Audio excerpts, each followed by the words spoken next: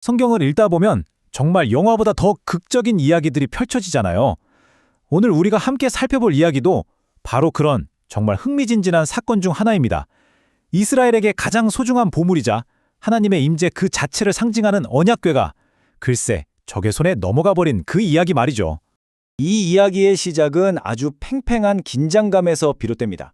블레셋 사람들이 이스라엘과의 전쟁에서 이기고 그토록 원하던 언약궤를 손에 넣었거든요. 이건 최고의 승리라고 할 수 있죠. 하지만 바로 그 순간부터 그들의 환호는 아주 끔찍한 공포로 변하기 시작합니다. 사실 블레셋 사람들도 언약궤의 능력을 익히 들어서 알고 있었어요. 그래서 전장에서는 그 앞에서 벌벌 떨었죠. 하지만 일단 이기고 나니까 그 승리감에 완전히 도취된 겁니다.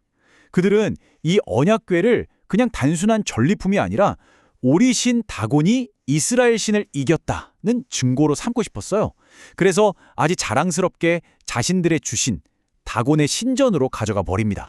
바로 여기서 블레셋 사람들의 치명적인 실수가 드러납니다. 그들은 이스라엘의 하나님을 그냥 자기들이 섬기는 수많은 신들 중 하나, 아니면 이제 전쟁에서 졌으니까 자기들 신 다곤 밑으로 들어온 패배한 신 정도로 생각했던 거죠. 하지만 그들이 마주한 분은 다른 신들과 나란히 설 수 있는 그런 분이 아니셨습니다. 홀로 한 분이신 온 우주의 창조주였으니까요.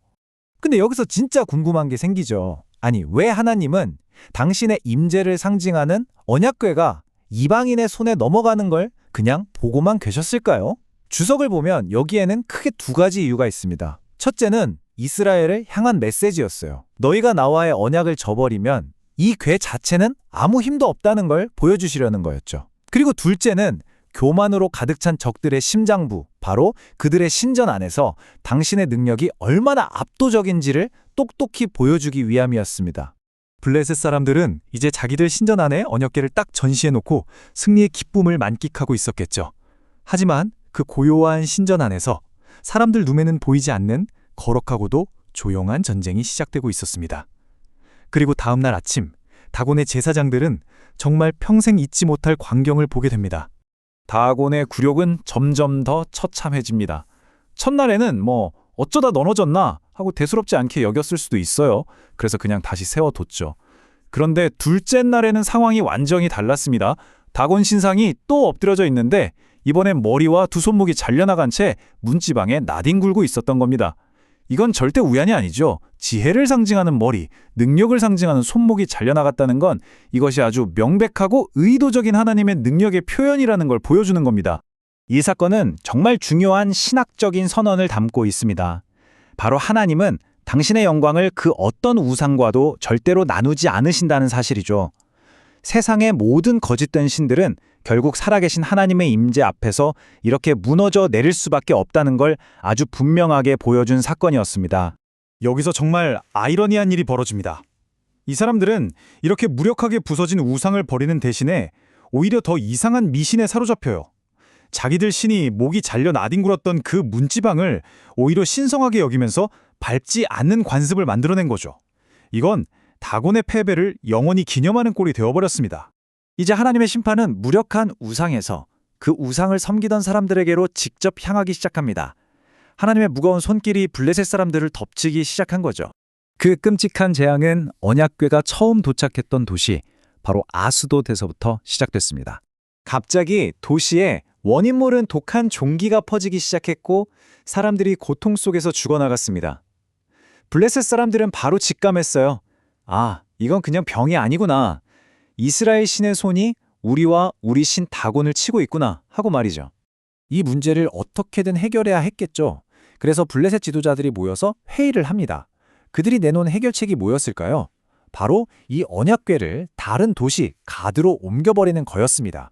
하지만 그건 정말 어리석은 판단이었죠. 언약궤를 옮기자 재앙은 그냥 그 도시로 퍼져나갔을 뿐입니다. 장소가 문제가 아니라 언약궤를 부당하게 차지하고 있는 것 자체가 문제였던 거죠. 우리가 잘 아는 거인 골리앗의 고향, 그 힘세기로 유명했던 가드의 장사들도 이 재앙 앞에서는 아무런 힘을 쓰지 못했습니다. 결국 버티다 못한 가드 사람들은 언약궤를 세 번째 도시인 에그론으로 보냅니다. 하지만 에그론 사람들은 이미 아스돗과 가드에서 무슨 일이 있었는지 다 듣고 알고 있었죠. 언약궤가 에그론 성문으로 들어서는 순간 도시 전체가 공포에 휩싸입니다. 사람들은 저들이 우리를 다 죽이려고 이 궤를 가져왔다고 절규했죠. 한때는 자랑스러운 승리의 상징이었던 언약궤가 이제는 블레셋 사람들에게 완전한 패배와 끔찍한 죽음의 상징이 되어버린 겁니다. 이제 상황은 완전히 역전됐습니다. 교만했던 정복자들은 온데간데 없고 그저 살려달라고 애원하는 절박한 사람들만 남게 된 거죠. 결국 블레셋의 모든 지도자들이 모여서 내린 최종 결론입니다. 이 말 한마디에 그들의 완전한 항복 선언이 담겨 있죠. 이스라엘의 하나님이 가진 그 압도적인 힘 앞에 백기를 든 겁니다. 이 이야기의 핵심이 바로 여기에 있습니다. 하나님의 임재를 상징하는 언약궤는 믿는 자들에게는 생명과 구원의 능력이지만 그분을 대적하는 자들에게는 무서운 심판과 죽음의 도구가 된다는 사실입니다. 블레셋 사람들에게 언약궤는 생명의 향기가 아니라 그야말로 사망에 이르게 하는 사망의 냄새가 되어버린 거죠. 이 사건을 통해 우리가 배울 수 있는 중요한 영적 원리가 있습니다. 부정한 방법, 특히 하나님을 무시하고 교만한 마음으로 얻은 것들은 결국 우리에게 기쁨과 승리를 가져다 주는 게 아니라 끔찍한 고통과 비참함의 원인이 된다는 사실입니다. 이 오래된 이야기가 오늘을 살아가는 우리에게 아주 강력한 질문을 던집니다. 블레셋 사람들은 눈에 보이는 다곤 신상을 섬겼지만 우리는 눈에 보이지 않는 것들을 우상으로 삼기 쉽잖아요?